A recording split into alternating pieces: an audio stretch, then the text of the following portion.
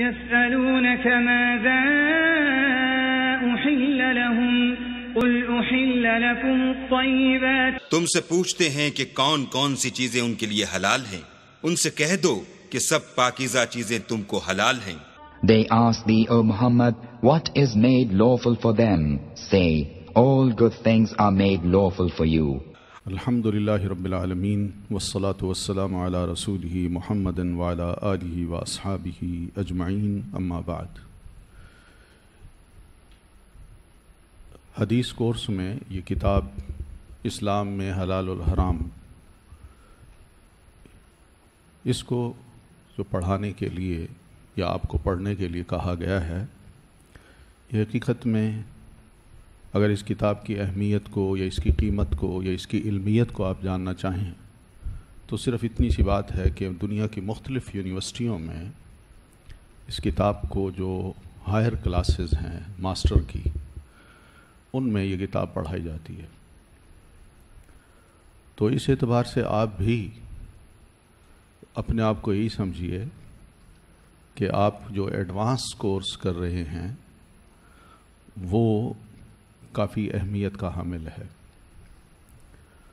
اس کتاب کے جو مصنف ہیں ان کا نام ہے ڈاکٹر محمد یوسف القرضاوی، ایجپشن ہیں، اور انہوں نے ایجپٹ میں مصر میں رہ کے دین کی کافی خدمت کی، بہت سی کتابیں لکھیں، تو بہت فاضل انسان ہیں، بہت بڑے عالم ہیں، اور ان کی علمیت کو موجودہ دور میں یعنی وقت کے جو بڑے بڑے علماء ہیں انہوں نے بھی واقعی سراہا ہے۔ کتابیں بتا رہی ہوتی ہیں کہ جس شخص نے کتاب لکھی ہے اس کی علمیت کیا ہے۔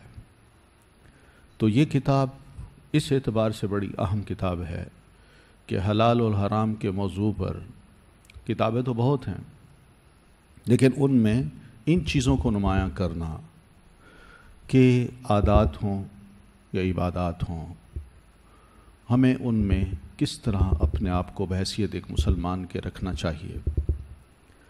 ہم اکثر و بیشتر خاندان، معاشرہ، ماحول، سوسائٹی اس کے اسیر ہوتے ہیں، مگر انہوں نے اسلام کے نقطہ نظر کو پیش کر کے یہ ثابت کیا ہے، ہم سب مسلمانوں کو ذرا غفلت سے جگایا ہے کہ بحیثیت ایک مسلمان کے ہمیں ہر شے کو دیکھنا چاہیے، اور مسلمان کو ہمیشہ دین کی ان نصوص کا یا ان عبارات کا علم ہونا چاہیے جس کے ذریعے سے وہ اپنی عادات کو، اپنے رسم و رواج کو اور اپنی عبادات کو درست کر سکتا ہے، اور اسے بآسانی پہچان بھی ہو سکتی ہے۔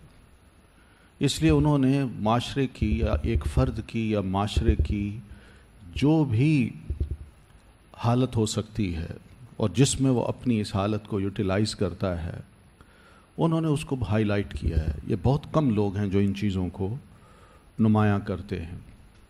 مثال کے طور پر ہمارا کھانا پینا ہے، ہمارا لباس ہے، ہمارے معاملات ہیں، اب ان میں چھوٹی چھوٹی باتیں ہیں، مگر بہت کم لوگ ہیں جو ان چیزوں کو ہائی لائٹ کرتے ہیں، مگر انہوں نے نہ صرف ان کو ہائی لائٹ کیا ہے بلکہ اس کے ساتھ ساتھ وقت میں جو تبدیلی آ رہی ہے، زمانے میں جو تبدیلی آ رہی ہے، اس تبدیلی کو بھی سامنے رکھ کے جو نئی نئی چیزیں سامنے آ رہی ہیں ان میں بھی اجتہادی ایک رائے دی ہے۔ تو اس اعتبار سے یہ کتاب اس دور کی بڑی نمایاں اور بہترین کتاب ہے، اور اس سے ہر مسلمان مستفید ہو سکتا ہے۔ تو ہم یہی دیکھتے ہیں کہ اس کتاب میں انہوں نے موضوع کی اہمیت کو اجاگر کیا ہے کہ اسلام میں حلال اور حرام کو بہت بڑی اہمیت حاصل ہے، ورنہ جاہلیت جو ہے یہ چاہے نبی علیہ الصلاۃ والتسلیم کے دور سے پہلے کی ہو اور چاہے اس دور کی ہو، جاہلیت ایک جیسی ہوتی ہے، چاہے وہ قدیم دور ہو یا جدید دور ہو۔ اور یہ جاہلیت کیا ہوتی ہے؟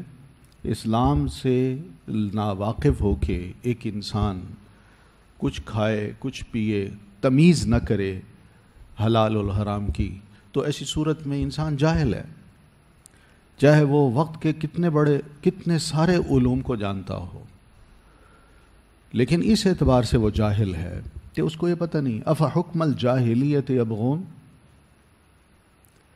یہ جو لفظ ہے نا حمیت الجاہلیہ، یہ وہی چیزیں ہیں کہ ہمارے آباء و اجداد، ہماری رسم و رواج، ہماری ٹریڈیشنز، ہمارا کلچر، ہماری سوسائٹی، یہ سب وہ چیزیں ہیں۔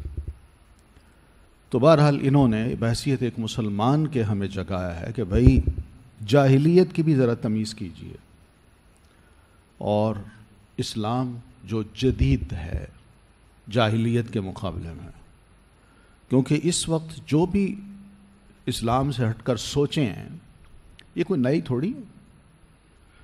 کوئی اگر دہریہ بنتا ہے تو یہ دہریت جو تھی یہ پہلے کی بھی تھی، وما یہلکنا الا الدہر، تو دہریت پہلے بھی تھی، ایتھیسٹ پہلے بھی تھے بہت سے۔ کوئی شرک کرتا ہے آج نئے انداز سے تو یہ شرک پہلے سے چلا آ رہا ہے۔ کوئی اگر آباء و اجداد کی یا ٹریڈیشنز ہیں، رسم و رواج ہیں، ان کو فالو کرتا ہے آج، تو یہی بات قرآن مجید نے کہی ہے وَقَالُوا وَجَدْنَا عَلَيْهِ آبَاءَنَا۔ تو فرق نہیں ہے، جو چیز فرق کرتی ہے وہ ہے اسلام۔ اسلام نے آ کے جس چیز کو ہائی لائٹ کیا ہے وہ ہر دور میں بڑی نمایاں بھی ہے، ہر دور میں جاہلیت کا مقابلہ بھی کرتی ہے، اور اس کے ساتھ ساتھ ہر دور میں جدید مسائل جو ہیں ان کا حل بھی اسلام پیش کرتا ہے۔ تو یہ ذرا فرق ہے، اس کو بھی ملحوظ رکھنا چاہیے۔ تو بہرحال حلال اور حرام اسلام نے ان کو واضح اس لیے بھی کیا ہے کہ اس کی بڑی وجوہات ہیں۔ پہلی وجہ تو یہ ہے کہ انسان اگر حلال اور حرام کے درمیان تمیز کر لے، حلال کو اپنائے، حرام سے اپنے آپ کو بچائے، تو اس کی فکر، اس کی زبان اور اس کا عمل یہ بہترین چیزیں بن جاتی ہیں، بہتر سے بہتر ہو جاتے ہیں، اور اس کی ذات سے بہت اچھے عمل پھوٹتے ہیں، اس کی زبان سے بہت خوبصورت الفاظ نکلتے ہیں، اور اس کی فکر اللہ کے بارے میں، رسول کے بارے میں، اور اسی طرح اس دنیا کے بارے میں، اس دنیا کے اندر جو کچھ ہے اس کے بارے میں بہت واضح ہو جاتی ہے، اور وہ بڑے اطمینان کے ساتھ اپنا وقت اس دنیا میں گزارتا ہے۔ تو یہ فوائد ہیں اس کے۔ بصورت دیگر اگر حلال اور حرام میں تمیز نہ کرے تو پھر فکر بھی خراب، اور جس کے نتیجے میں زبان بھی خراب اور عمل بھی خراب، اور اس کا اثر نسل در نسل چلتا ہے۔ یہ نہیں ہے کہ صرف اس کی ذات کو ہی نقصان ہوتا ہے، بلکہ یہ چیزیں آگے تک پھیلتی ہیں۔ پھر نسل در نسل تو اس کی اپنی ہے نا، لیکن اس نے جو فکر اپنائی اس کا اثر معاشرے میں بھی مختلف افراد پہ پڑتا ہے، وہ چھوڑتا ہی نصرات کو۔ صحبت دیکھ لیجیے، اگر اچھے لوگوں کی ہے تو اچھا انسان سامنے آتا ہے، اور اگر خدا نہ خواستہ برا انسان ہے تو برے انسانوں کے ساتھ بیٹھ کے مزید برا ہوگا، یا اس کے ساتھ جو بھی بیٹھے گا وہ برا بن جائے گا۔ تو یہ وہ چیز ہے جو کہ اسباب ہیں کہ اللہ تعالیٰ نے حلال اور حرام کی تمیز ہم مسلمانوں کو سکھائی۔ پھر اس میں ایک بڑی بات یہ بھی ہے کہ یہودی جو تھے، اللہ تعالیٰ نے ان پر بعض اچھی چیزیں حرام کر دی تھیں ان کے کرتوتوں کی وجہ سے، بار بار کی نافرمانیوں کی وجہ سے، انبیاء کرام کو قتل کرنے کی وجہ سے، ان کے دل سخت ہونے کی وجہ سے اللہ تعالیٰ نے بعض حلال چیزیں، اچھی چیزیں ان کے لیے حرام کر دی تھیں، اور یہ ان کو بطور ایک سزا کے کی تھی۔ تو یہ جو ظلم کرتے تھے اس کی وجہ سے، زیادتی کرتے تھے اس کی وجہ سے اللہ تبارک و تعالیٰ نے ان پر کچھ پاکیزہ چیزیں، اچھی چیزیں بطور سزا کے حرام قرار دی۔ مگر ان کے مقابلے میں ہمارے ساتھ اللہ تعالیٰ نے کیا کیا؟ ہم بھی تو گناہ کرتے ہیں نا، ہم بھی تو زیادتیاں کرتے ہیں نا۔ اللہ چاہتا تو یہی سزا ہمیں بھی دے دیتا، مگر اللہ تعالیٰ نے ہمیں بھی سزا دی ہے، لیکن یہ سزا کفارے کی صورت میں دی ہے کہ آپ کفارہ ادا کیجئے، مگر طیب چیزوں کو اللہ تعالیٰ نے حرام نہیں کیا۔ مثلا میں کوئی بڑے سے بڑا گناہ کرتا ہوں تو اس کا راستہ اللہ تعالیٰ نے ہی بتایا کہ تم خالص توبہ کر لو، خالص توبہ، اور پھر اس گناہ کی طرف مڑ کے بھی نہ دیکھو، بس یہ اس کی مہربانی ہے۔ ورنہ وہ چاہتا تو ہمیں یہی کہتا کہ تم نے جو شرک کیا ہے نا، کہ اقتلوا انفسکم، اقتلوا انفسکم فتاب علیکم، جنہوں نے شرک کیا ہے وہ اپنے آپ کو یا دوسرے کو تیار، ذہنی طور پر اپنے آپ کو تیار کریں کہ دوسرا جس نے شرک نہیں کیا وہ مجھے قتل کر دے، اور جب انہوں نے قتل کروانے کے لیے اپنے آپ کو تیار کیا اور قتل کر دیے گئے اپنوں کے ہاتھوں، تب جا کے اللہ فرماتا ہے میں نے ان کو معاف کیا۔ دیکھیں نا، وہ بھی شرک تھا، شرک ہمارے ہاں بھی ہوتا ہے، لیکن ہمیں یہ بتایا کہ توبہ کر لو خالص، میں گناہ معاف کر دوں گا۔ پھر اسی طرح ہم یہ بھی دیکھتے ہیں کہ چھوٹی موٹی لوگوں کے حق میں زیادتیاں ہوتی ہیں جن کو سیئات کہتے ہیں۔ ذنب ہوتا ہے جو انسان خود غلطی کرتا ہے، خود گناہ کرتا ہے، اور سیئہ وہ چیز ہوتی ہے جو انسان دوسرے کے حق میں جب زیادتی کرتا ہے۔ تو یہ جو سیئات ہوتی ہیں، ان سیئات کا بھی کفارہ اللہ تعالیٰ نے کیا بتایا کہ ان الحسنات یذہبن السیئات، کہ نیکیاں کرتے جاؤ، اللہ تعالیٰ یہ سیئات جو ہیں وہ تمہارے معاف کر دے گا۔ جو ہی کوئی غلطی ہو اس کے فوراً بعد کوئی نیکی کر ڈالو، یہ نیکی کرو گے تو اللہ تعالیٰ اس پچھلی غلطی کو مٹا دے گا، معاف کر دے گا۔ یہ وہ مہربانی ہے جو اللہ تعالیٰ نے ہم مسلمان پر کی ہے۔ ہم انسان ہیں، ہمیں ہر وقت الحمدللہ جہاں خوشی نصیب ہوتی ہے وہاں کبھی کبھی پریشانی بھی لاحق ہوتی ہے، مصیبتیں بھی آتی ہیں، رنج و الم سے بھی ہمیں گزرنا پڑتا ہے، لیکن اس کو بھی اللہ تعالیٰ نے ہمارے گناہوں کا کفارہ اس صورت میں بنایا جب ہم صبر کریں گے، صبر کریں گے تو اس صبر کے بارے میں اللہ فرماتا ہے وَبَشِّرِ الصَّابِرِينَ، میری طرف سے ان کو خوشخبری دے دیجیے۔ اور صبر کا مظاہرہ جب وہ ان الفاظ سے کرتے ہیں اِنَّا لِلَّهِ وَإِنَّا إِلَيْهِ رَاجِعُونَ، تو اللہ فرماتے ہیں الَّذِينَ، یہ وہ لوگ ہیں اولئک علیہم صلوات من ربہم ورحمہ، یہ وہ مہربانیاں ہیں جو اللہ تعالیٰ ایک مسلمان پر کرتا ہے۔ تو اسی طرح ہم یہ دیکھتے ہیں کہ اللہ تعالیٰ نے جو چیز ہم انسانوں کے لیے اور ہم مسلمانوں کے لیے مضر تھی اس کو حرام کیا ہے، کیونکہ اس کا نقصان ہماری ذات کو ہوتا تھا، اور یہ حقیقت ہے، اور جو مفید تھی اس کو اللہ تعالیٰ نے حلال کر دیا، اور اگر کوئی شے ایسی تھی جس کا نقصان زیادہ تھا اور فائدہ کم تھا اللہ نے اس کو بھی حرام کر دیا، اور جس چیز کا فائدہ زیادہ تھا اور نقصان کم تھا اس کو اللہ نے حلال کر دیا۔ یہ حکمت ہے، یہ وجوہات ہیں، اور جس کے اثرات بہرحال انسان کی زندگی پر پڑتے ہیں اس وجہ سے۔ پھر اس میں جو اہم چیز ہے وہ یہی ہے، بحیثیت ایک مسلمان کے ہم حلال و حرام کو اس لیے لیتے ہیں کہ ہم مسلمان ہیں، ہم اللہ کے بندے ہیں۔ تو بندے کا مطلب کیا ہوتا ہے؟ بندہ بننا۔ ایک بڑا ہوتا ہے نا، اس کے سامنے اس کا فرما بردار بندہ بن کے رہے تو یہ ہوتا ہے بندہ۔ ہماری غلامی اللہ کے لیے، ہماری بندگی اللہ کے لیے، تو اس لیے اللہ تعالیٰ جو فرماتا ہے ایک مسلمان اس پہ نہ اعتراض کرتا ہے، نہ اس کو کوئی شک ہوتا ہے، نہ اسے تکلیف ہوتی ہے، بلکہ وہ کیا کہتا ہے؟ سمعنا و اطعنا، ہم نے سنا اور ہم نے مانا۔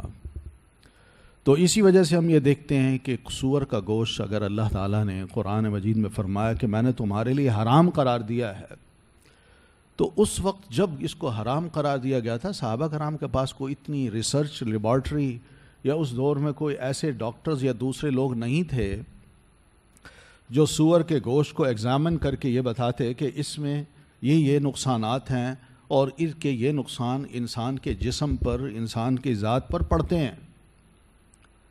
وہ اتنا نہیں بتاتے تھے.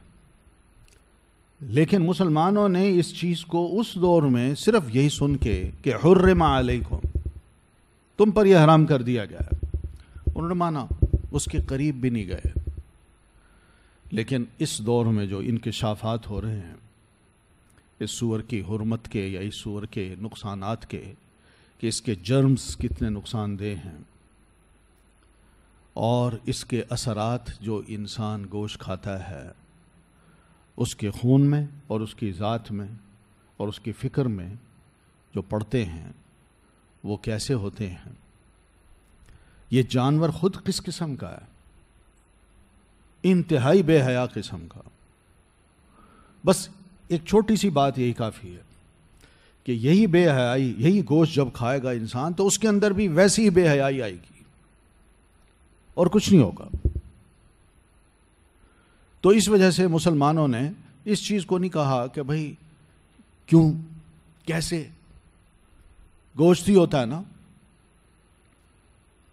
مگر مسلمانوں نے یہ نہیں کہا. آج اس کے انکشافات ہو رہے ہیں تو مسلمانوں کو یہ بات ان کے ایمان کو اور بڑھا دیتی ہے کہ واقعی اللہ تعالیٰ نے اس دور میں جو بات کہی تھی، اس دور کے مسلمان بڑے مبارک ہیں جنہوں نے بغیر کسی انکشاف کے اس حقیقت کو تسلیم کر لیا کہ لحم الخنزیر، گوشت سر سے لے کر پاؤں تک حرام ہے، اس کے قریب ہی نہیں جانا. اور آج ہم مسلمان اس ریسرچ کے نتیجے میں اپنے ایمان کو بڑا بنا سکتے ہیں، ہائی کر سکتے ہیں، اونچا کر سکتے ہیں کہ واقعی اللہ تعالیٰ کی بڑی مہربانی ہے کہ اس نے ہمیں یہ ہدایت دی. ہم اس کے قریب نہیں پھٹکتے، ہم اس سے نفرت کرتے ہیں. پھر اسی طرح ہم یہ بھی دیکھتے ہیں کہ پیارے نبی صلی اللہ علیہ وسلم نے 3 چیزوں کے بارے میں فرمایا کہ 3 چیزیں ایسی ہیں جو بڑا انسان کے لیے لعنت کا سبب بنتی ہیں، تم ان سے بچو. اتقوا الملاعن الثلاث، 3 لعنت کرنے والی جو چیزیں ہیں یا ملعون چیزیں ہیں ان سے بچو. وہ کیا ہیں؟ ایک تو آپ فرماتے البراز فی الموارد، جہاں سے پانی لیا جاتا ہے اس میں انسان بول و براز یعنی پیشاب پخانہ کر دے. تو جو دوسرا آئے گا وہ پانی پینے آئے گا یا پانی لینے آئے گا یا جانور کو پانی پلانے آئے گا، مگر جب یہ غلاظت دیکھے گا تو جس نے وہ پھینکی ہوگی اس پر لعنت ہی بھیجے گا اور کیا کرے گا. پھر اسی طرح وقارعۃ الطریق، جو چلتے راستے ہیں جہاں لوگ آتے جاتے ہیں ان راستوں میں بھی پیشاب پخانہ نہیں کرنا، کیونکہ لوگ جب آئے جائیں گے تو دیکھیں گے اس غلاظت کو تو انہوں نے اس کو اچھا نہیں سمجھنا. اسی طرح والظل، اور سایہ جو ہے ایک گھنی چھاؤں ہے، چاہے دیوار کی ہے یا درخت کی ہے، اس کے نیچے لوگ دوپہر کو بیٹھتے ہیں، دھوپ سے بچتے ہیں، اور وہاں کوئی آئے خدا نخواستہ اس طرح کی غلاظت پھینک جائے یا کر جائے تو لوگوں نے اس کو اچھا نہیں سمجھنا، اس کو لعن طعن کرنی ہے. تو یہ جو تعلیمات ہیں ان تعلیمات کا صرف یہی مطلب ہے کہ لوگ آج ان چیزوں کو واقعی اچھا سمجھتے ہیں کہ یہ چیزیں ہیں. یقین مانیں کہ وہاں پہ نارتھ امریکہ میں یا ویسٹ میں جب اس سور کے گوشت کے نقصانات کو ہائی لائٹ کیا جاتا ہے تو ان کے بہت سے لوگ توبہ کرتے ہیں، توبہ کرتے ہیں کہ یہ اتنی مضر چیز ہے، اس کو کیوں اتنا کھلایا جا رہا ہے اور ہم نے آج تک کیوں کھایا، ہمیں پہلے کیوں نہیں بتایا. تو یہ اللہ کا شکر ہے کہ نبی علیہ الصلوۃ والتسلیم نے جو باتیں آج سے 1500 سال پہلے کہیں، اللہ کا احسان ہے کہ آج اس کے نتائج جب لوگوں کے سامنے آ رہے ہیں تو یہی وہ چیز ہے جس کو اللہ تعالیٰ فرماتے ہیں سنوریہم آیاتنا فی الآفاق، کہ وقت آئے گا کہ ہم ان کو اپنی یہ نشانیاں اس کائنات میں آفاق میں دکھاتے چلے جائیں گے. اور پھر ان کو سمجھ آئے گی کہ واقعی اللہ، اس کا رسول اور یہ قرآن جو کہتے ہیں برحق ہے۔ ابھی کل کی رپورٹ ہے، کل مجھے کسی نے ایک اخبار کا تراشا بھیجا ہے جو غالباً واشنگٹن کا کوئی اخبار ہے، اس میں ناسا نے یہ رپورٹ دی ہے کہ مارس جو سیارہ ہے وہ چلتے چلتے اپنی رفتار کو تھوڑی کر چکا ہے، اور تھوڑی کرتے کرتے اب رک گیا ہے، اور جس کا نتیجہ یہ لگ رہا ہے کہ زمین ادھر جائے گی، زمین جو آگے جاتی ہے وہ ادھر جائے گی، اور سورج جو غروب ہو رہا ہے وہ واپس آنا شروع ہو جائے گا۔ تو یہ حدیث ہے پیارے نبی علیہ السلام کی۔ آپ نے فرمایا تھا نا، قرب قیامت کے نزدیک سورج غروب ہوتا ہے تو ہر وقت اجازت پوچھتا ہے غروب ہونے کی بھی اللہ تعالیٰ سے، اور طلوع کر ہونے کی بھی، مگر جب غروب ہونے کے بعد طلوع ہونے کی اجازت مانگے گا تو اللہ تعالیٰ نے فرمانا ہے جہاں سے آئے ہو وہیں سے واپس پلٹ جاؤ۔ تو یہ نشانیاں ہیں جو اللہ تعالیٰ دنیا کو دکھا رہا ہے، اور اسلام کی حقانیت جتنی ریسرچ ہوگی، جتنی انسان اس کائنات کے بارے میں، اپنے ارد گرد کی اشیاء کے بارے میں جتنی بھی ریسرچ کرے گا، جتنے بھی نئے نئے انکشافات کرے گا، وہاں قرآن مجید کی سچائی لوگوں کو نظر آئے گی کہ قرآن نے بالکل صحیح بات کہی، واقعی اللہ کا کلام ہے۔ تو بہرحال یہ حلال اور حرام کی جو پہچان ہے یہ ہم مسلمانوں کے لیے اس اعتبار سے بڑی ضروری تھی۔ تو یہ کتاب مصنف نے لکھی، اور اسی کتاب میں ہمیں بہت کچھ انہوں نے بنیادی باتیں سمجھائی ہیں۔ تو ایک بات تو یہ سمجھائی ہے کہ مسلمان کو حلال اور حرام کی پہچان ہونی چاہیے۔ حلال وہی ہے جس کو اللہ نے حلال کیا، حرام وہی ہے جس کو اللہ تعالیٰ نے حرام کیا، اور رسول پر جب وحی اترتی ہے تو رسول بھی وہی کچھ کہتا ہے، ٹھیک ہے؟ تو اس اعتبار سے ہم نے کہنا ہے کہ شارع جو ہے، شریعت دینے والا، وہ اللہ تعالیٰ بھی ہے اور پیارے رسول صلی اللہ علیہ وسلم بھی ہے۔ تو یہ دونوں چیزیں سامنے رکھیے، اس کی پہچان جو ہے صرف اللہ اور اس کے رسول کے ذریعے سے ہی ہوگی۔ وہی جس کو حلال کہیں گے وہی ہمارے لیے حلال ہوگا، وہی جس کو حرام کہیں گے وہ ہمارے لیے حرام ہوگا۔ اور دین کی خوبی ایک بڑی اہم یہ بھی ہے کہ ہمارا دین یہ کہتا ہے، پیارے نبی صلی اللہ علیہ وسلم فرماتے ہیں الحلال بین والحرام بین وبینہما مشتبہات۔ میری شریعت میں حلال بھی بالکل واضح ہے، یعنی یہ نہیں ہے کہ کوئی کہے پتہ نہیں یہ حلال ہے کہ حرام ہے، نہیں، میں نے جو باتیں کی ہیں، شریعت نے جو کچھ دی ہے میں نے دنیا کو، اس میں حلال کو بالکل واضح کر دیا ہے، اور اسی طرح حرام کو بھی میں نے بالکل واضح کر دیا ہے۔ تو جب یہ دونوں چیزیں واضح ہیں، یہ حلال ہے یہ حرام ہے، تو اب اس کا بھی ازالہ نبی علیہ الصلاۃ والتسلیم نے یوں کیا کہ اگر کسی کو سمجھ نہ آئے کہ یہ حلال ہے حرام ہے، تو یہ وہ چیزیں جو مشتبہ ہوتی ہیں۔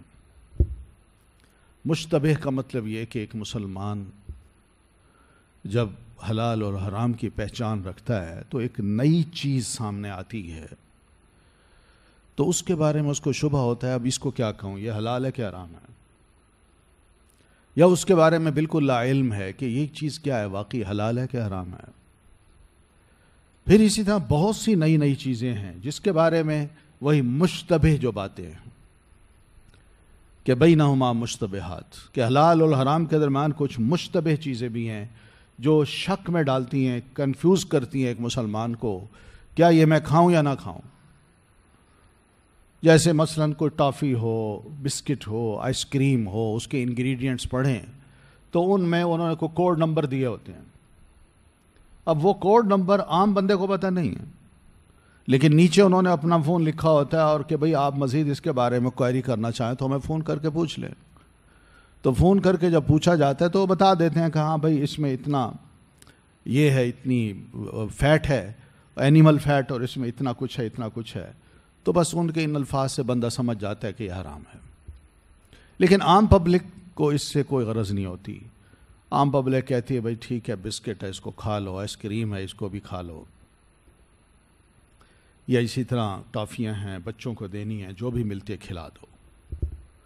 تو یہ جب اس نہج پہ ایک انسان کی جب سوچ بنتی ہے تو اس موقع پہ آپ فرماتے ہیں فمن اتقى الشبہات، تو جو شخص ان شبہات سے اپنے آپ کو بچا کے رکھتا ہے، فقد استبرأ لدینہ وعرضہ، تو اس نے اپنے دین کو بھی بچا لیا اور اپنی عزت کو بھی بچا لیا.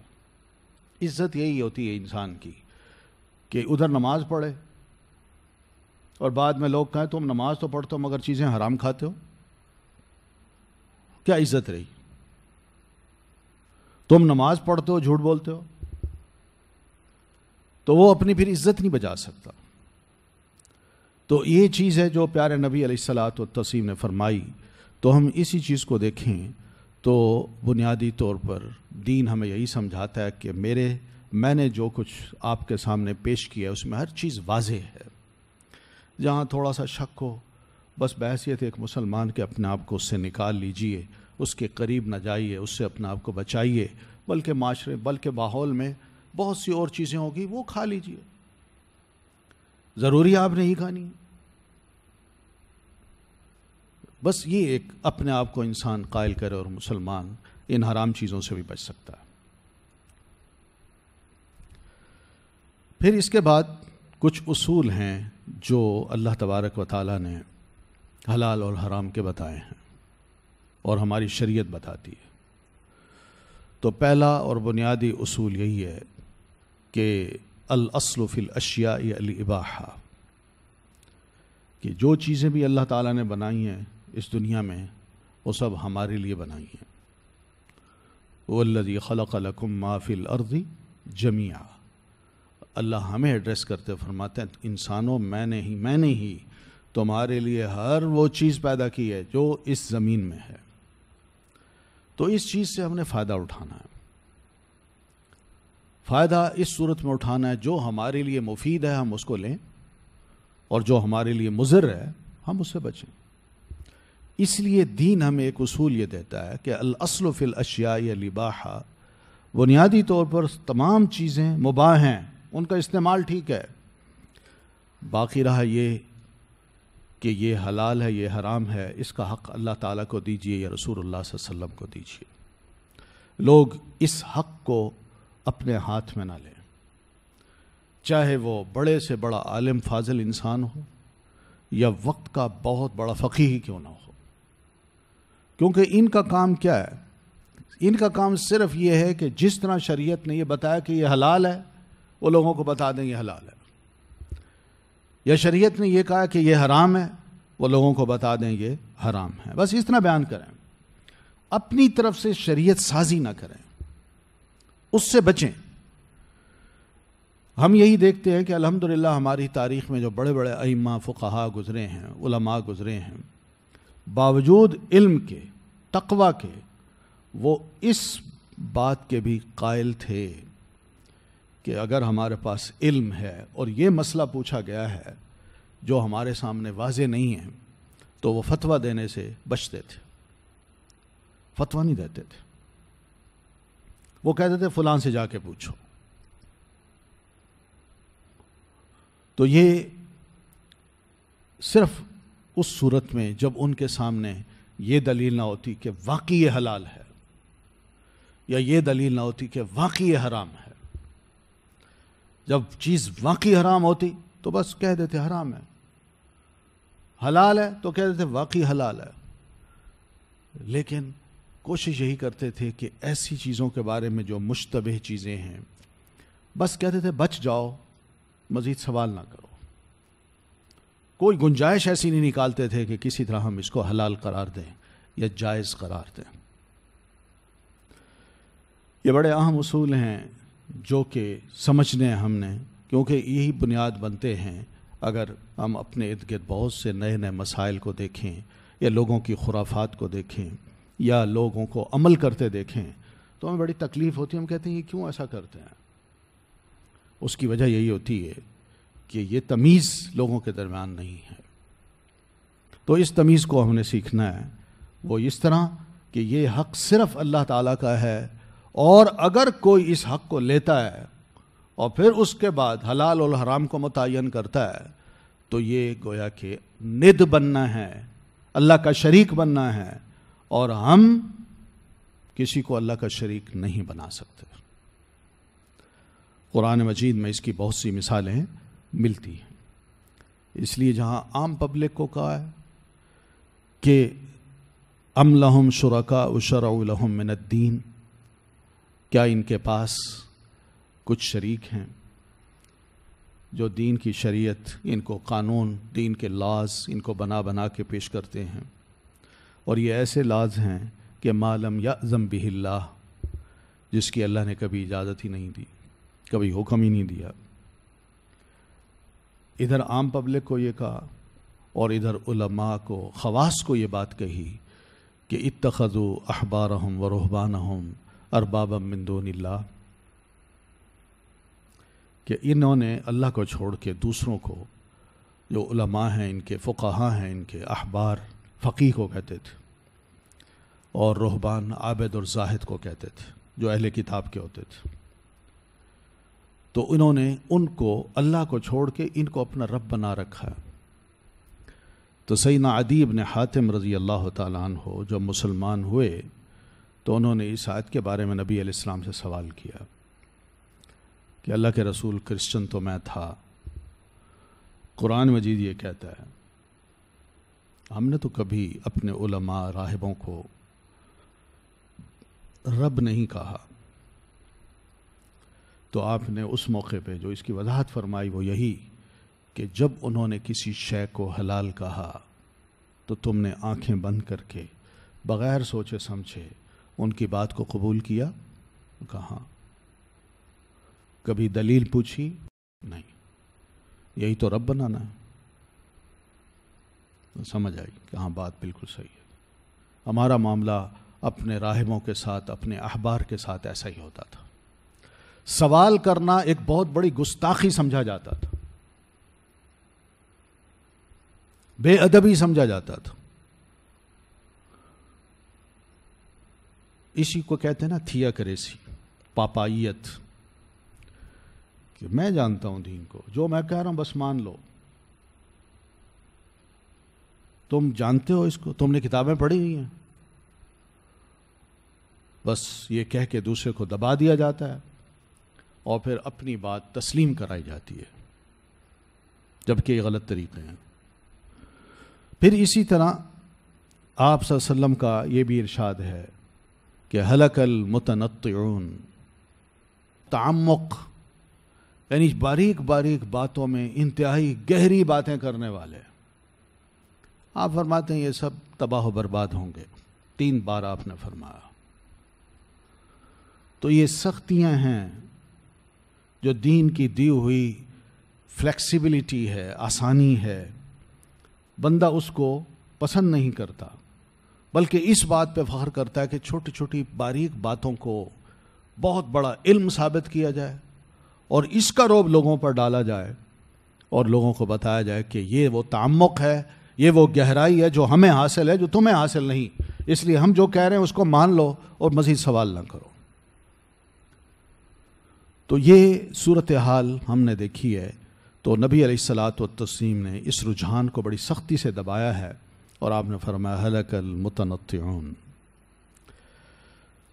اور دین اس کے مقابلے میں اتنا خوبصورت ہے کہ آپ فرماتے ہیں بعثت بالحنیفیۃ السمحہ، اللہ تعالیٰ نے مجھے جو دین دے کے بھیجا ہے وہ ایک تو یہ ہے کہ اس کی تعلیم یہ کہ حنیف بنو۔ حنیف کا مطلب یہ کہ بس جو دین دیا ہے بس اس کی طرف کان لگاؤ، اسی کی سنو اور اسی کو اہمیت دو اور تمام چیزوں سے ایک طرف ہو جاؤ۔ پھر جب اس دین کو تم اپناؤ گے تو السمحہ، یہ دین بڑا کشادہ ہے، بڑا فراخ ہے، اس کی یہ خوبی ہے۔ اب اس فراخی کو یا کشادگی کو یہ مت سمجھیے کہ خواہش نفس کی پوجا ہے یا خواہش نفس کے مطابق انسان چلتا ہے، اپنے آپ کو پابند نہیں بنانا چاہتا، ایسا مسئلہ نہیں ہے۔ وہی السمحہ ہے، بڑی فراخی ہے اس میں، ہم اس میں تنگی کیوں پیدا کرتے ہیں؟ آپ دیکھیں نا کہ یہ بڑا اہم ایشو ہے جو ہم مسلمانوں میں ہر جگہ چھڑا ہوا ہے، اور لوگ بیچارے آنکھیں بند کر کے اس پر عمل کرتے چلے جاتے ہیں۔ قضاء عمری کا مسئلہ ہے، کہاں ہے یہ مسئلہ؟ عمری یعنی ساری عمر نماز نہیں پڑھی، اب بندے کو خیال آتا ہے میں اس کی قضا دوں، یہ کہاں ہے مسئلہ؟ کیا صحابہ کرام ایسے کرتے تھے؟ انہوں نے تو کبھی ایسا مسئلہ نہیں کیا۔ ہاں، نبی علیہ الصلوۃ والسلام نے 2-3 آپ سے نمازیں جنگ خندق کے موقع پر رہ گئی تھیں، تو اللہ کے رسول صلی اللہ علیہ وسلم نے ان نمازوں کو جو ہی فارغ ہوئے، موقع ملا کہ دشمن اب نہیں ہے، اب ہم ذرا اطمینان سے ہیں، امن سے ہیں، تو آپ نے فوراً ہی ان نمازوں کو ایک ہی کیا کہتے ہیں اسٹریچ میں یا ایک ہی بار پڑھ لیا آپ نے ترتیب کے ساتھ۔ بس وہ نمازیں ایسی تھیں جن کو گنا جا سکتا ہے، 2 یا 3-4 نمازیں تھیں بس۔ لیکن ایک شخص جو ساری عمر نماز نہیں پڑھتا، ہم اس کی قضا نماز کہیں؟ ہم تو اس کو کہیں گے یہ تارک نماز ہے، یہ تارک صلاح ہے، نماز کو جان بوجھ کے چھوڑنے والا ہے، اس کو پتہ تھا کہ نماز مجھ پر فرض ہے مگر وہ چھوڑ بیٹھا۔ اب آخری عمر میں آ کے وہ یہ کہتے ہیں جی میں کیا کروں ان نمازوں کا، تو میں اس کو کہوں کہ تم قضاء عمری پڑھو۔ یہ جو مسئلہ ہے یہ قضاء عمری کا، یہ وہ چیز ہے جب اس کو لوگوں کو بتایا جاتا ہے جس کی کوئی گنجائش ہماری شریعت میں نہیں ہے تو لوگ اس کو مانتے ہیں۔ پھر یہ بھی کہ وہ قضاء عمری بھی کرتا ہے، پڑھتا ہے، اور اس کے ساتھ ساتھ اس کو فائن بھی کیا جاتا ہے، جس کو کہا جاتا ہے فدیہ دو۔ اب وہ فدیہ ہر نماز کا کوئی 18 روپے بتاتا ہے، کوئی 25 روپے بتاتا ہے، اور آج کل تو روپے کی کوئی ویلیو نہیں رہی، تو میرا خیال ہے اب کوئی، میں 10-15 سال پہلے کی بات کر رہا ہوں، اب شاید وہ 50 روپے ہو گیا ہوگا۔ سوال یہ کہ یہ فدیہ کس نے کہا ہے؟ کس نے اس کی اجازت دی ہے کہ آپ لوگوں کو یہ بتائیں کہ ہر نماز کا 50 روپے یا 25 روپے فدیہ ہے، وہ تم نے ادا کرنا ہے؟ کیا یہ شریعت سازی نہیں؟ کس لیے یہ آیت قرآن مجید کا ایک حصہ بنا دی گئی ہے؟ ہمیں سمجھانے کے لیے کہ اگر ان کے یہ کرتوت تھے تو تمہارے نہیں ہونے چاہیے۔ تو یہ بڑا اہم ایشو ہے کہ ہم حلال و حرام کا اختیار لے بیٹھتے ہیں اور پھر لوگوں کو کہتے ہیں کہ بس یہ یوں ہے، یہ یوں ہے، یہ یوں،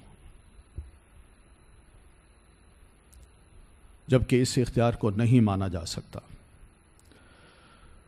پھر اسی طرح حلال کو جب انسان اپناتا ہے تو یہ سب آپ جانتے ہیں کہ اکثر چیزیں حلال ہیں، تھوڑی سی چیزیں جو حرام ہیں، وہ حرام چیزوں کے بارے میں بھی اصول بتا دیا ہے کہ آپ کے لیے یہ چیز اس صورت میں حلال ہے اور اس صورت میں حرام ہے۔ مثال کے طور پر، خاص طور پر، میں اگر یہ پانی پینا چاہتا ہوں مگر یہ پانی کسی کا میں نے غصب کیا ہے، چوری کیا ہے، تو میں یہ نہیں کہوں گا کہ بھئی پانی کا کیا قصور ہے، وہ تو میرے عمل کا قصور ہے۔ ہم کہتے ہیں بھئی اس کا کیا قصور ہے، یہ تو اللہ کی بنائی چیز ہے، یہ تو حلال ہے، ان کا عمل حرام ہے نا۔ مگر صحابہ کرام نے کبھی نہیں کہا کہ جس بکری کو یا اونٹ کو یا گائے کو ذبح کیا گیا کسی غیر اللہ کے نام پہ، انہوں نے یہ نہیں کہا کہ اس کا کیا قصور ہے۔ ان کا نہیں، وما اہل لغیر اللہ بہ، اہل کا کیا مطلب ہے؟ جس پر کیا کہا؟ حلال کیا گیا، ہاں، یعنی جس پر جو چیز، کوئی بھی شے اہل بہ، زور سے پکارا گیا ہو، ہلال سے ہے۔ ہلال پہلی رات کے چاند کو کہتے ہیں۔ چاند چونکہ باریک ہوتا ہے، لوگ اس کو دیکھتے ہیں اور بہت مشکل سے جب نظر آتا ہے، اور جس کو نظر آتا ہے وہ بچے ہوتے ہیں خاص طور پر، تو وہ اونچی آواز سے کہتے ہیں وہ چاند، وہ نظر آ گیا، وہ نظر آ گیا۔ تو ان کا یہ جو بولنا ہے اونچی اونچی آواز سے، اس کو کہا گیا ہلال. تو ہلا وہ اسی سے. اور یہ ضروری نہیں ہے کہ انسان اہل بھی کوئی شے بنائے غیر اللہ کے لیے، اس کی جو نیت ہوتی ہے نا وہ بھی اس میں شامل ہو جاتی ہے. بے شک وہ زبان سے نہ کہے، اس کی نیت اس میں شامل ہو جاتی ہے. تو اس لیے جو چوری یا غصب کا سامان ہوگا اس کو ہم یہی کہیں گے کہ یہ حرام ہے. اسی طرح غیر اللہ کے نام پر جو شے پکاری گئی اس کو کہیں گے کہ یہ حرام ہے. وہ شے ہی حرام ہو گئی. وہ بالکل ایسے ہوگی جیسے میں اپنے لیے ناپسند کرتا ہوں اس طرح دوسروں کے لیے بھی ناپسند کروں. میں اس کو بھی نہ کھلاؤں، یا ہمسایہ کو بھجوا دوں، یا ہمسائی کو بھجوا دوں، یا کوئی فقیر آئے اس کو دے دوں. نہ، وہ میرے لیے بھی جس طرح ناپسندیدہ ہے اس طرح دوسرے کے لیے بھی ناپسند کروں. تو بہرحال بہت سے انہوں نے نام رکھ دیے تھے، اور ان ناموں کی وجہ سے بہت سی چیزیں خود بخود حرام ہو گئی تھیں، جس کا ذکر اللہ تعالیٰ نے بحیرہ، سائبہ، حام، وسیلہ کے نام سے ہمیں بتایا ہے قرآن مجید میں. تو یہ آج بھی بہت سی چیزیں ہیں ایسی جو حرام کے زمرے میں آتی ہیں. اللہ تعالیٰ نے ما انزل اللہ بہا من سلطان، کوئی بھی آسمان سے دلیل نہیں اتاری، یہ لوگوں کے اپنے دلائل ہیں. تو حلال چیزیں چونکہ بہت سی ہیں، اس لیے یہ حلال چیزیں ہمیں حرام چیزوں سے بے نیاز کر دیتی ہیں. ضرورت ہی نہیں ہے، حقیقت ہے. اب دیکھیں نا، بالفرض میرا دل بھوک لگی ہوئی ہے، میرا دل کرتا ہے کہ میں نے نا ذرا گوشت کھانا ہے. اب گوشت حرام کا مل رہا ہے، تو ضروری میں نے حرام سے اپنے پیٹ کو بھرنا ہے؟ کیا اور چیزیں نہیں ہیں وہاں؟ جو حلال چیزیں میں وہ لے لوں. دال ہے، سبزی ہے، پھل ہیں، فروٹ ہیں، میں ان کو لے لوں، وہی خرید کے کھا لوں. ضروری میں نے گوشت کھانا ہے؟ وہ حرام کا ہے، بچوں اس سے. بے نہیں. اسی طرح ہم یہ بھی دیکھتے ہیں کہ بہت سے لوگ فتوے یہ دیتے ہیں، بلکہ ہر بندے کا اب یہ ذہن بنا ہوا ہے کہ کوئی نہ کوئی میرا اپنا مکان ہونا چاہیے، یا گاڑی ہونی چاہیے، یا موٹر سائیکل ہونی چاہیے. اب گاڑی، موٹر سائیکل، اور اس کے لیے وہ کیا کرتے ہیں کہ وہ چلے جاتے ہیں بینک سے، اور بینک سے جا کے قرضہ لیتے ہیں سود پہ، اور پھر اس کے بعد وہ لے لیتے ہیں. وہ کہتے ہیں ضرورت ہے جی، اس کے بغیر ہم کیسے چلیں. آج تو کاروبار بھی کوئی کرنا چاہے وہ بھی یہی کہتے ہیں جب تک میں بینک سے لون نہ لوں میرا کاروبار میں چلا ہی نہیں سکتا، کر ہی نہیں سکتا. تو بھئی ضرور آپ نے جانا ہے.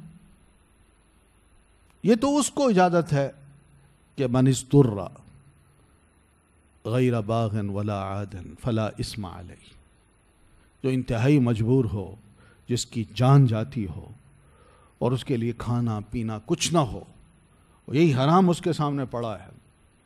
اور اگر وہ کھاتا ہے تو جان بچتی ہے، ورنہ مرتا ہے.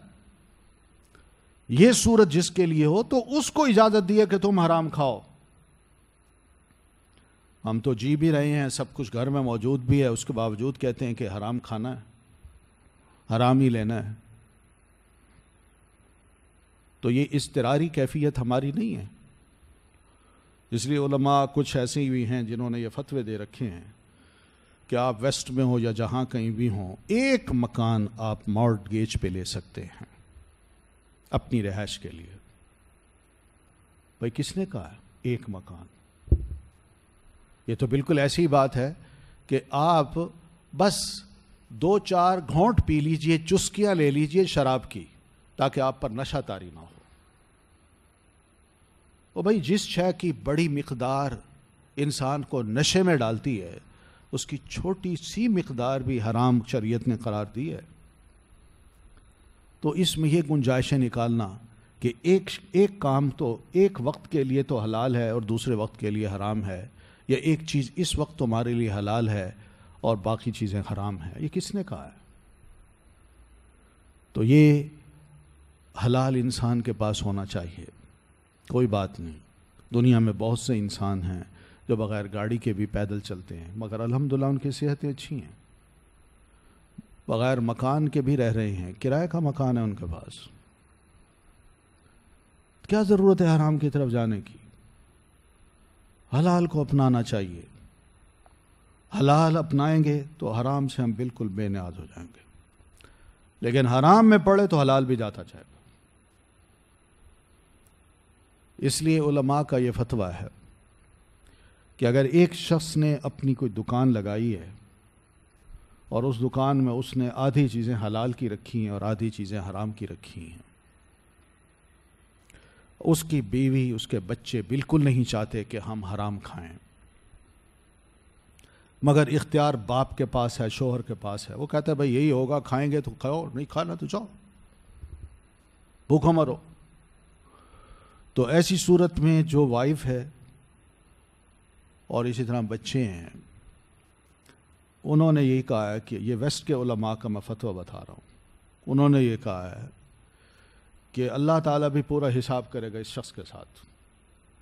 اس کی جو وہ چیزیں جو حلال ہیں وہ ان مجبور لوگوں کے لیے وہی حلال ہی اللہ شمار کرے گا، اور جو وہ کھائے گا اپنائے گا وہ اس کے لیے حرام چیزیں جو گی وہ اللہ تعالیٰ اس کے کھاتے میں ڈال دے گا. کیونکہ اس میں بیوی بچوں کا قصور نہیں ہے، مرد کا قصور ہے، باپ کا قصور ہے، شوہر کا قصور ہے. کیا انہوں نے مطالبہ کیا ہے کہ ہمیں حرام کھلاؤ؟ اگر دل سے واقعی وہ کراہت محسوس کرتے تھے اور ناپسند کرتے تھے تو پھر یہ شوہر کا قصور ہے، باپ کا قصور ہے جو حرام کما کے گھر لاتا ہے اور حلال اور حرام کو مکس کر کے اپنی بیوی بچوں کو کھلاتا ہے. تو اللہ تعالیٰ نے اس کے لیے حلال جو حلال چیزیں تھیں جو اس نے بیچیں تو بچوں کے لیے اور بیوی کے لیے تو حلال شمار کرنی ہے کہ تم نے یہ کھائی ہیں، اور حرام اس کے لیے. اس طرح اللہ تعالیٰ یہ کر لیں گے. بہرحال اتنا کچھ انہوں نے بتایا ڈرانے کے لیے، لیکن اس کا یہ مطلب نہیں کہ وہ چیز حلال ہو گئی. ایک مجبور محض جو خاندان ہے اور عورت ہے، کمزور ہے، تو وہ نہیں جانتی کہ میں پیسے کیسے کماؤں. وہ ایک گھریلو خاتون ہے اور بچے چھوٹے چھوٹے ہیں، وہ نہیں جانتے تھے کہ ہم پیسے کہاں سے کمائیں. تو اب اس میں باپ کا قصور ہی ہے جو سمجھدار بھی ہے اور حلال اور حرام کو جانتا بھی ہے اور اس کے باوجود اس میں انوالو ہے. تو اس لیے ہم یہ دیکھتے ہیں کہ ہماری شریعت نے جاہلی دور کی جو باتیں تھیں ان کو خدا حافظ کہہ کے اس کے بدلے میں ہمیں بہت سی چیزیں نوازی ہیں. مثلا لوگ ازلام یعنی تیر پھینکتے تھے اور اس سے اپنی قسمت کا فیصلہ کرتے تھے کہ سفر کرنا ہے کہ نہیں کرنا، یہ کام کرنا یا نہیں کرنا، میرے لیے بہتر ہے یا شر ہے. تو وہ تیر پھینک کے یہ سارا اندازہ لگاتے تھے اور 500 پر ان کا ایمان تھا. اللہ تعالیٰ نے کیا فرمایا کہ اللہ تعالیٰ نے شراب، جوا، انصاب اور ازلام ان سب کو کہا کہ یہ تمہارے لیے جائز نہیں ہے، ان سے بچو، یہ رجس ناپاک چیزیں. کہا ہے نا. اب ان سے تو روک دیا. اب ایک مسلمان اور کیا کرے پھر؟ یہ بڑی خوبی ہوتی ہے کہ کسی برائی سے روکنا ہو تو اس کے مقابلے میں کوئی اچھائی بھی پھر پیش کر دی جائے تاکہ ایک انسان اس کو قبول کر لے. ہاں بھائی ٹھیک ہے، یہ شغل ختم اور اس کے مقابلے میں اچھی چیز یہ مجھے دے دی گئی. تو ہمارے دین نے ہمیں کہا کہ ان تمام چیزوں کو آپ چھوڑیں، استخارہ کیجیے. آپ اللہ سے خیر طلب کے لیے دعا کیجیے. استخارہ کریں گے اللہ تعالیٰ آپ کو سکون عطا کر دے گا، اللہ تعالیٰ آپ کو گائیڈ کر دے گا، اللہ تعالیٰ آپ کے دل کو اطمینان نصیب کرے گا. اللہم ان کان ھذا الامر خیرا لی فی دینی و معاشی و عاقبت امری فاقدرہ لی. کتنی خوبصورت دعا ہے. تو یہ ہے اس کا نعم البدل. اسی طرح بدکاری تھی، اور اسی طرح بدکاری کے اور جتنے بھی کام ہیں ان سب کے مقابلے میں اللہ تعالیٰ نے نکاح کو مسلمانوں کے لیے جائز قرار دیا کہ برائی نہ کریں، اپنے آپ کو، اپنی فیملی کو اسٹیبلش کریں. پھر اسی طرح نشہ آور چیزیں تھیں اللہ تعالیٰ نے ان کو ختم کر کے کہ نشے میں ڈالتی ہیں اور عقل انسان کی چلی جاتی ہے. الخمر ما خامر العقل، شراب یا نشہ وہ ہوتا ہے جو عقل کو ڈھانپ دے. تو انسان جب شراب پیتا ہے تو اس کی عقل ڈھانپ دی جاتی ہے، اس کو ہوش نہیں ہوتا، پتہ نہیں چلتا میرے سامنے کون بیٹھا ہے، پتہ نہیں چلتا میں کیا بول رہا ہوں.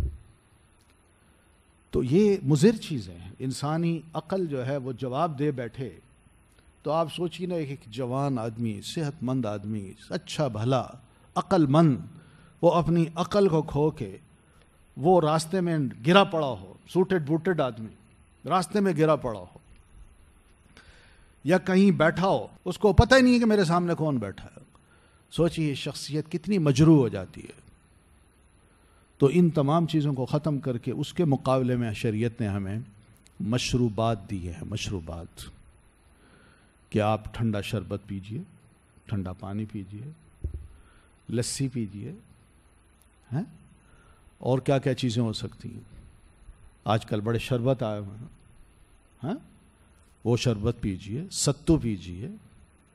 اس طرح کی بے شمار مشروبات ہیں، ان کو حلال کر دیا، آپ پیجئے. سود کو اللہ تعالیٰ نے حرام قرار دیا. لوگ کہتے ہیں نا کہ اس کے بغیر تجارت نہیں ہو سکتی. اللہ نے فرمایا نہیں، اس سود کو چھوڑیے. اس کا نقصان یہ ہے کہ انسان ہڈ حرام ہو جاتا ہے. بس اس کو یہ پتا ہے میں نے اس کو پیسے دیے ہیں، مہینے کے بعد سال بعد اس نے مجھے 110 لوٹانے ہیں، 10 میرا پروفٹ ہے، بس مجھے محنت کرنے کی ضرورت نہیں. اور جو لے گیا ہے چاہے اس کا نقصان ہو فائدہ ہو اس کے سر، مجھے ملنا چاہیے نفع. لیکن تجارت میں انسان ذرا رسک لیتا ہے، اس کو فکر ہوتی ہے دن رات، وہ محنت کرتا ہے. سود انسان کو خود غرض بناتا ہے اور تجارت کا پروفٹ انسان کو ہمدرد بناتا ہے. سود انسان کو کنجوس بناتا ہے اور تجارت انسان کو فراخ دل بناتا ہے، سخی بناتی ہے. تو اس وجہ سے اللہ تعالیٰ نے بری چیزیں چھڑوا کے ہمیں اچھی چیزیں عطا کر دی. جوئے کو کہا یہ حرام ہے. میسر جس کو کہتے ہیں، جو بڑی آسانی سے انسان پیسے بنا لیتا ہے. بس یہ ٹاس اگر اس کے حق میں آیا تو جو پیسہ ہے وہ جیب میں آ گیا، اگر نہیں آیا تو دوسری کی جیب میں آ گیا. تو اس لیے اس کو میسر کہتے ہیں. یسر سے، یسر سے. تو اللہ تعالیٰ نے اس جوئے کو تو حرام قرار دیا، مگر اس کے مقابلے میں اگر کوئی گھوڑ دوڑ کا مقابلہ کرتا ہے، اس طرح اونٹ کی دوڑ کا مقابلہ کرتا ہے، اور اسی طرح اور ایسے جانور ہیں جن کو دوڑا کے مقابلہ کرتا ہے، اور اس مقابلے میں اگر جیت جاتا ہے تو وہ جیتی ہوئی رقم اس بندے کے لیے حلال ہے. یہ جوا نہیں، یہ بڑی محنت کی ہے اس نے، اپنے گھوڑے کو تیار کیا، اس کو خوب کھلایا، اس کو طاقتور بنایا، اس کو سکھایا اور خود بھی رائڈنگ کی، اس کو دوڑایا، اپنا پسینہ نکالا. اور گھوڑ سواری جو ہے یہ آسان چیز نہیں ہے، یہ بڑی پوری ایکسرسائز ہے. لوگ کہتے ہیں نا کہ میں آج کل ڈائٹ پہ ہوں، یا میں آج کل واک کرتا ہوں، یا تھوڑی بہت ایکسرسائز شروع کر دی ہے. گھوڑے کی جو رائڈنگ ہے نا، یہ صحت کے لیے اتنی مفید ہے، اتنی مفید کہ انسان کا سر سے لے کر پیر تک اندر کا ایک ایک عضو، ایک ایک رگ وہ ہلتی ہے، خون دوڑتا ہے، اور بندے کو پتہ چلتا ہے کہ میرا مسل، ایک ایک مسل جو ہے نا وہ کس طرح ہو رہا ہے، کس طرح اس سے متاثر ہے. تو اس چیز کو نبی علیہ الصلوۃ والتسلیم نے حلال قرار دیا، ہمارے دین نے حلال قرار دیا ہے. ریشم مردوں کے لیے، سونا مردوں کے لیے حرام قرار دیا، عورتوں کے لیے حلال قرار دیا. لیکن مردوں کو اس کے مقابلے میں کچھ چیزیں اور بھی دے دی کہ تم یہ پہن سکتے ہو. مثال کے طور پر جو اون کے کپڑے ہیں، وول کے، وہ بھی نرم ہوتے ہیں، وہ بھی مرد پہن سکتا ہے. اسی طرح روئی کی بے شمار قسمیں. ایک بڑی باریک سی ریشم نما روئی ہوتی ہے جس کو کتان کہتے ہیں عربی زبان میں، کتان. تو اس کو حلال قرار دیا کہ اس قسم کا کپڑا تم پہن سکتے ہو.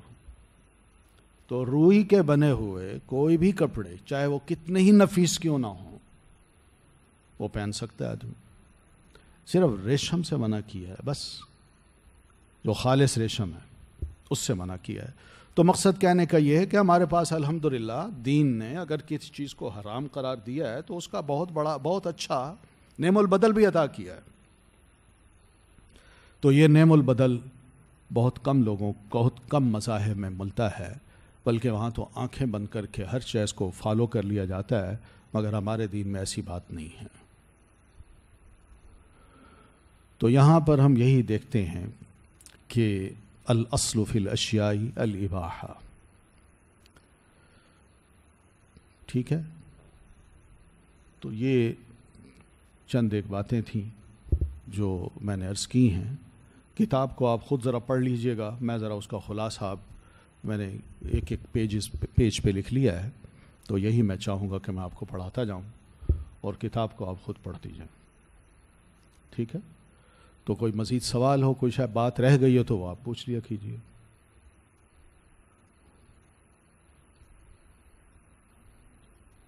ٹھیک ہے، تو آج ہم نے جو کچھ پڑھا ہے وہ یہی ہے: کتاب کا تعارف، مصنف کا تعارف، جو موضوع ہے اس کی اہمیت یہ بھی ہم نے پڑھی ہے، اور حلال و حرام کی پہچان کے کچھ اصول جو ہیں وہ ہم نے پڑھے.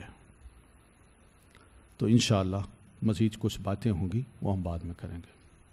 یہ سوال ہے کہ جو کھانا بدعات کی وجہ سے ہمارے گھروں میں آتا ہے تو کسی ضرورت مند کو دیا جا سکتا ہے یا نہیں؟ جو اپنے لیے آپ پسند کریں وہ دوسروں کے لیے پسند کریں، جو اپنے لیے ناپسند کریں وہ دوسروں کے لیے بھی ناپسند کریں.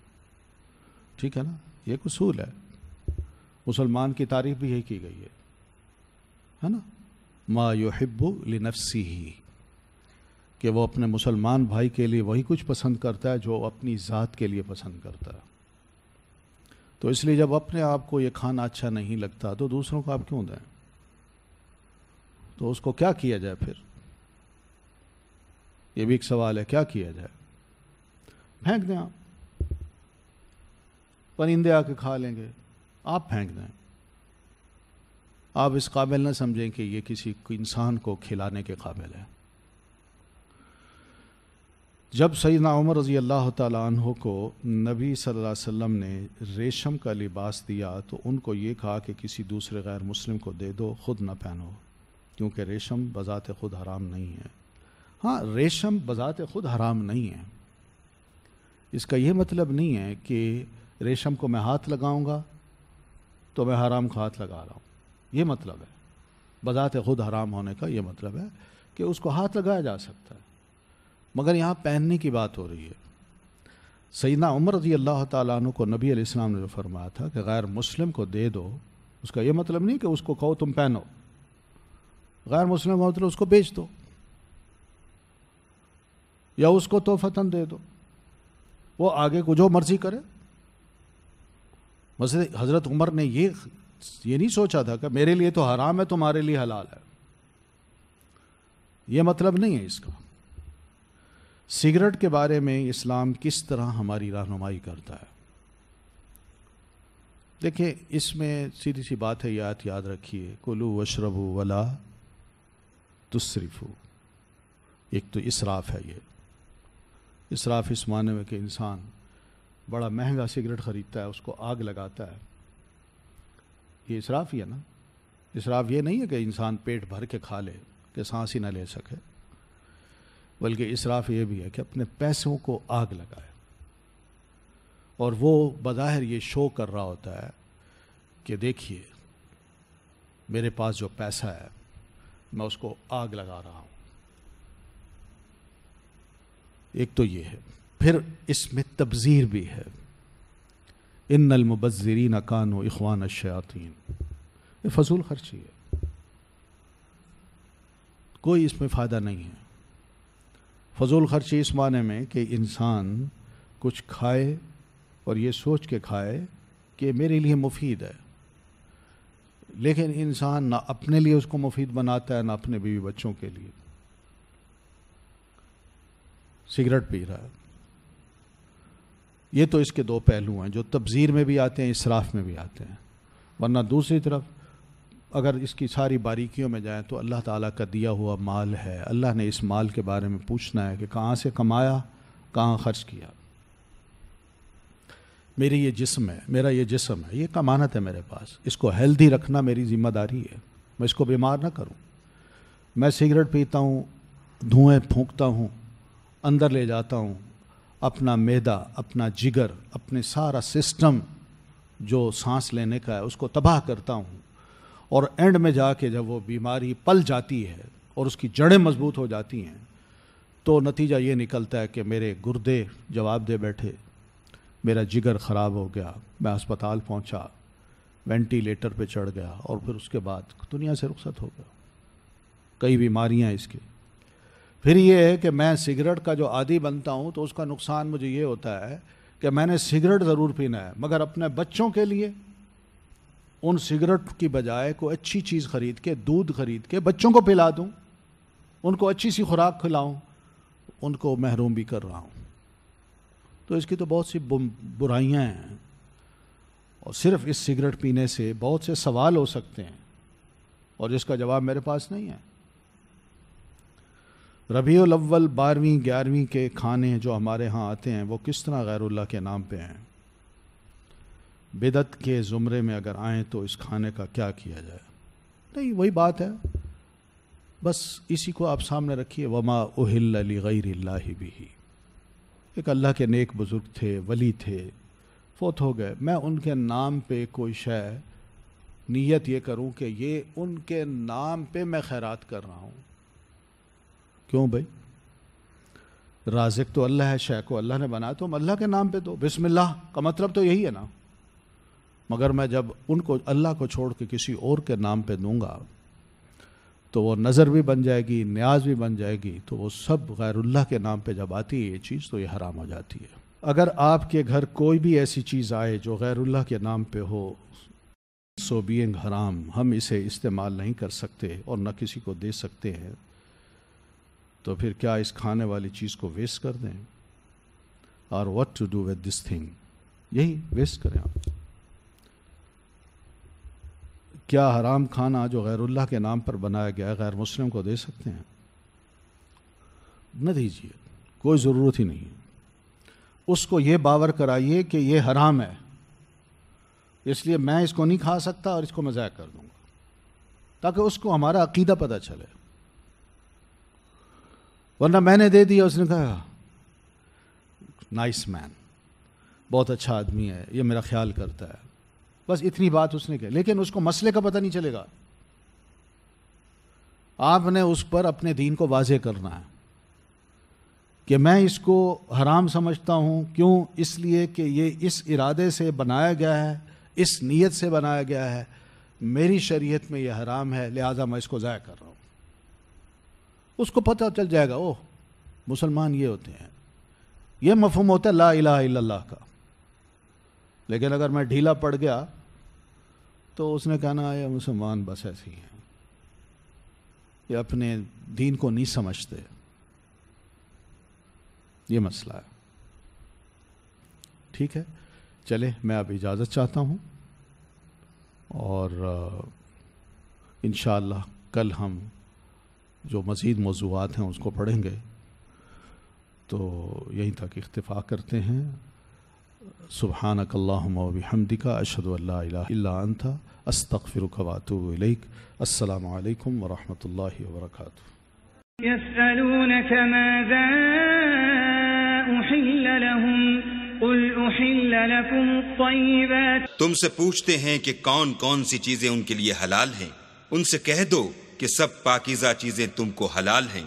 They ask thee, O Muhammad, what is made lawful for them? Say, all good things are made lawful for you.